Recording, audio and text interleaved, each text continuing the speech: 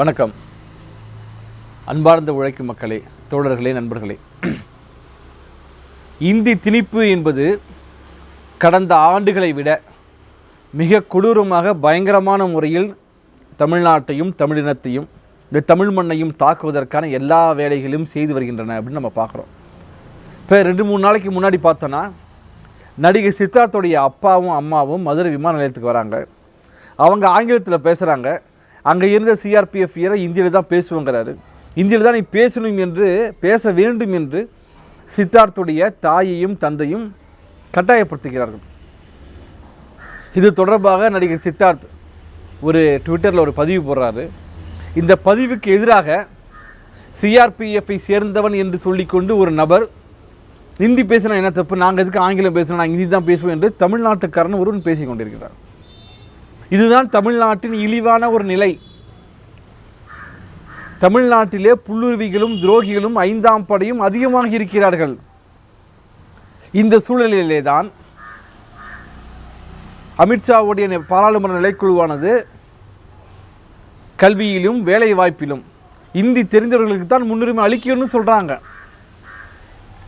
கடந்த 2ஆம் தேதி டிசம்பர் மாதம் 2ஆம் தேதி பார்த்தோம்னா ஒரு அறிக்கையை திமுகவுடைய மாநிலங்களவை மக்களவை உறுப்பினர் கனிமொழி அவர்கள் ஒரு அறிக்கை விட்டுருக்கிறாங்க. அது என்னன்னா, ஒன்றிய அரசுடைய ஆயுதப்படைக்கு நடத்தப்படுகின்ற தேர்வு இந்தி மொழியில் மட்டும்தான் இருக்குது. ஏற்கனவே இராணுவத்துக்கும் மத்திய அரசு பணியில் வேலை செய்கிறவங்களுக்கும் இந்தி கட்டாயம் என்பது சொல்லப்படாத விதியாக மாறிவிட்டது. அஞ்சலகங்களில் போனீங்கன்னா, வங்கிகளில் போனீங்கன்னா, இன்றைக்கு ஒரு இந்தி வார்த்தை கற்றுக்கொள்வோன்னு ஒரு மொழியை போடுறான், ஒரு வார்த்தையை போடுறான். அப்போ இந்தி படிக்கிறவங்களுக்கு தனி சலுகைகள் கொடுக்கப்படுகின்றன. அப்போ இந்தி படிக்கிறவங்களுக்கு லீவு கொடுக்குறான் அதிகமாக. நீ இந்தி கற்றுக்கிறதுக்கு லீவு, இந்தி கற்றுக்கொள்வதற்கான செலவை ஒன்றிய அரசை பார்த்துக்கொள்கிறது. இது ஒரு ஒடுக்குமுறை கிடையாதா? ஆனால் இந்த ஒடுக்குமுறை எல்லாம் பழக்கப்பட்டு போய்விட்டது தமிழ்நாட்டுக்கு. அப்போ தமிழ்நாட்டில் இருக்கக்கூடிய இந்த ஆளுநர் ஆரிய ரவி என்ன சொல்கிறார்? இன்றைக்கு காலையில் கூட பார்த்தோம்னா, பாரத் என்பதை சிதைக்கவும் ஒழிக்கவும் பல சக்திகள் முயற்சி செய்து வருகின்றன அப்படிங்கிறார். பாரத் என்பது என்ன? உன் பாரதம் உருவாவதற்கு முன்பு தமிழ்நாடு உருவாகிவிட்டது. உன் இந்தி உருவாவதற்கு முன்பு பல 1000 ஆண்டுகளுக்கு முன்பே தமிழ் உருவாகிவிட்டது. ஆனால் யோகி ஆதித்யநாத் இந்த காசி தமிழ் சங்கத்தில் என்ன சொல்கிறாருன்னா, சிவன் வாயிலிருந்து 2 மொழிகள் வந்தன, ஒன்று சமஸ்கிருதம், இன்னொன்று தமிழ் என்று சொல்வதன் மூலமாக இந்த தமிழின், தமிழ் பண்பாட்டின், தமிழ் மண்ணின் உயிர் நாடியான ஆரிய பார்ப்பன வேத எதிர்ப்பை ஒழித்து கட்டுகிறார்கள். அதற்கு இளையராஜா போன்றவர்கள் துணை இருக்கிறார்கள். அதனால தான் சொல்கிறாங்க, காசியில் முதன்முறையாக தமிழில் தேவாரம் திருவாசகம் பாடியவர் என்று இந்து தமிழ் திசை நாளேட்டில் சொல்கிறாங்க. அது இருக்கட்டும். அதே இளையராஜா தேவாரம் திருவாசகத்தை சிதம்பரம் திருச்சிற்றம்பலத்திலே பேச முடியுமா, பாட முடியுமா? பாட முடியாது. ஆக இங்கு கருவறையிலும் தமிழ் கிடையாது, கல்வியிலும் தமிழ் கிடையாது. தமிழ்நாட்டில் எல்கேஜியில் இருந்து முனைவர் பட்டம் வரைக்கும் தமிழே படிக்காமல், தமிழை ஒரு பாடமாக எடுக்காமல் இங்கே படிக்க முடியும் என்ற மோசமான ஒரு சூழல் வந்துவிட்டது. வேலை வாய்ப்புகளிலே இந்தி தெரியணும் என்ற ஒரு கட்டாயம் வந்துருச்சு. அது அளவில் குறைவாக இருக்கலாம், ஆனால் அதை நோக்கி தான் போயிட்டுருக்குது. இப்படிப்பட்ட சூழலில் இங்கே இருக்கக்கூடிய ஆர்எஸ்எஸ், பிஜேபி, சங்க பரிவார சக்திகள் என்ன செஞ்சுக்கிறாங்க?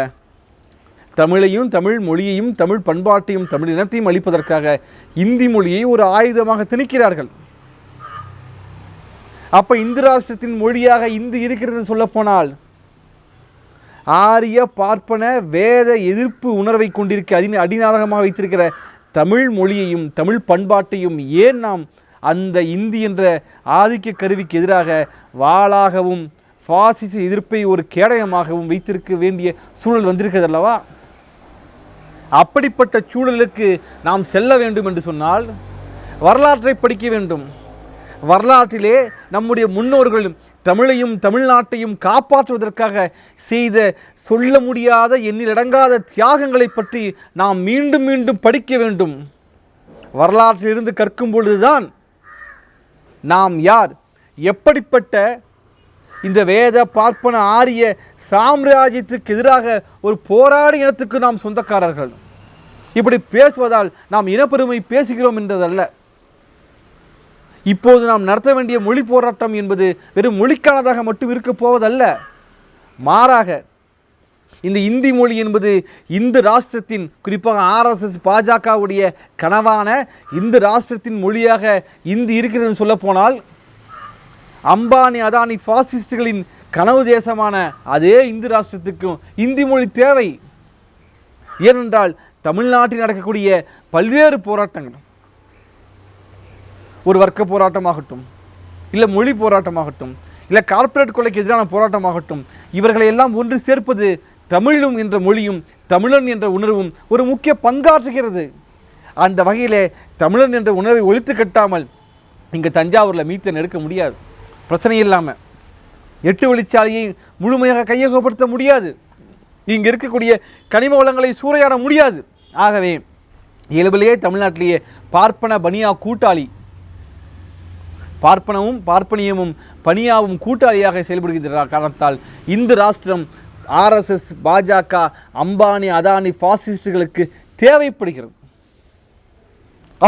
அப்படி என்றால் நாம் செய்ய வேண்டியது என்ன? நாம் நடத்த வேண்டியது வெறும் மொழிப்போரை மட்டுமல்ல, மாறாக RSS பாஜக அம்பானி அதானி பாசிசத்துக்கு எதிரான ஒரு போராட்டத்தை நாம் முன்னெடுக்கும் போதுதான் இந்த இந்திய ஆதிக்கத்தை ஒழித்து கட்ட முடியும், தாய் தமிழை காப்பாற்ற முடியும், தமிழ் இனத்தை காப்பாற்ற முடியும், தமிழ் மண்ணையும் காப்பாற்ற முடியும். அதற்காகத்தான் நாம் இப்பொழுது இந்தி எதிர்ப்பு வரலாற்றை கற்க வேண்டி இருக்கிறது. இந்த இந்தி எதிர்ப்பிலே குறிப்பாக 2வது மொழிப்போர் வரலாறு என்பது எனக்கு தெரிந்து ஒரு நூலை தவிர வேறு எந்த நூலிலுமே முழுமையாக பதிவு செய்யப்படவில்லை, குறிப்பாக உணர்வுபூர்வமாக பதிவு செய்யவில்லை. நான் படித்த அந்த நூல் கூட பார்த்தோம் அப்படின்னா அதன் ஆசிரியர் யார் என்று தெரியவில்லை, அதன் பதிப்பாளர் யார் என்று தெரியவில்லை. மிகவும் நைந்து போன, மிகவும் சாயம் போன அந்த நூலிலே முன்னாடி சில பக்கங்கள் இல்லை, பின்னாடி சில பக்கங்கள் இல்லை. இருந்தாலும் ஏன் இந்த வரலாற்றை பற்றி நாம் பேச வேண்டிய அவசியம் இருக்கிறது? இன்றைக்கு ஊப்பா என்று ஒரு கடும் சட்டம், ஒரு கருப்பு சட்டம் இருக்கிறது. மோடி எதிர்ப்பாளர்கள், RSS பாஜக அம்பானி அதானி பாசிசத்தின் எதிர்ப்பாளர் அத்தனை பேரும் பிடித்து சிறையிலே அடைக்கப்படுகிறார்கள். அதில் ஸ்டேன்சாமி என்ற ஒருவர் இருந்தார், தமிழ்நாட்டில் வீரகரனுடைய சேர்ந்தவர், ஒரு பாதிரியார். அவர் ஜார்க்கண்டிலே அங்கே இருக்கக்கூடிய பழங்குடியின மக்களுக்காக போராடியவர். பீமோ கோரகன் வழக்கிலே பொய்யாக கைது செய்யப்பட்டு அவருடைய கணினியை அவருக்கே தெரியாமல் வெளியே இருந்து திருடுத்தனமாக ஹேக் செய்து மாவோயிஸ்ட் அமைப்புக்கும் அவருக்கும் தொடர்பு இருப்பது போன்ற ஒரு பொய்யான குற்றச்சாட்டை வைத்து அவரை கைது செய்து வைத்தார்கள். அவர் என்னை விடுவீங்கள் என்று கேட்டார், ஒரு பிணை கேட்டார், அவருக்கு பிணை கொடுக்கவில்லை. ஒரு தண்ணீரை கூட குடிக்க முடியாத அந்த நபர் 80 வயதுக்கு மேற்பட்டவர், 80 வயதை தாண்டிய ஒரு முதியவர், தண்ணீரை உறிஞ்சி குடிக்க முடியாது, பார்க்கின்சன் என்று சொல்லக்கூடிய நடுக்குவாத நோய். அவர் தண்ணீரை உறிஞ்சி குடிப்பதற்காக ஒரு ஸ்ட்ரா கேட்டார், அதை இந்த அரசு நீதிமன்றம் கொடுக்கவில்லை. இறுதியிலே பிணை கொடுக்கலாமா வேண்டாமா என்று வெடிக்க வேண்டிய நாளில் அவர் இறந்து விட்டதாக ஸ்டேன்சாமியின் வழக்கறிஞர் நீதிமன்றத்துக்கு தெரிவித்தார். இப்படி அரசும் நீதிமன்றமும் சேர்ந்து அவரை கொன்று போட்டது. இந்த நாட்டின் உரிமைக்காக போராடியவர் கொலை செய்யப்பட்டு விட்டார். சுதா பரத்வாஜ் போராடினார், சிறையில் இருந்து விடுவிக்கப்பட்டிருக்கிறார். ஆனந்த் தெல்தும்டே நடைபெணமாக வெளியே வந்திருக்கிறார். வரவர ராவ் தண்ணீரை மறந்து போகக்கூடிய அளவிலே மிக மோசமாக பாதிக்கப்பட்டிருக்கிறார். இன்னும் பலர் அங்கே பாதிக்கப்பட்டிருக்கிறார்கள். இப்படிப்பட்ட சூழலில்தான் இந்த இந்து ராஷ்டிரத்துக்கு எதிராக நாம் தமிழ் பண்பாட்டையும் தமிழையும் உயர்த்தி பிடிக்க வேண்டியதையும் ஒரு கூறாக கொண்டிருக்க வேண்டி இருக்கிறது. அதை கூட தனியாக இல்லாமல் இந்த RSS பாஜக அம்பானி அதானி பாசிச எதிர்ப்பின் ஒரு கூறாகவே எதையும் நாம் பார்க்க வேண்டி இருக்கிறது. அதற்காகத்தான் 1965 மாபெரும் இந்தி எதிர்ப்பு போராட்டத்தை நாம் கற்க வேண்டும். அதற்காகத்தான் இந்த காணொளி தொடர்.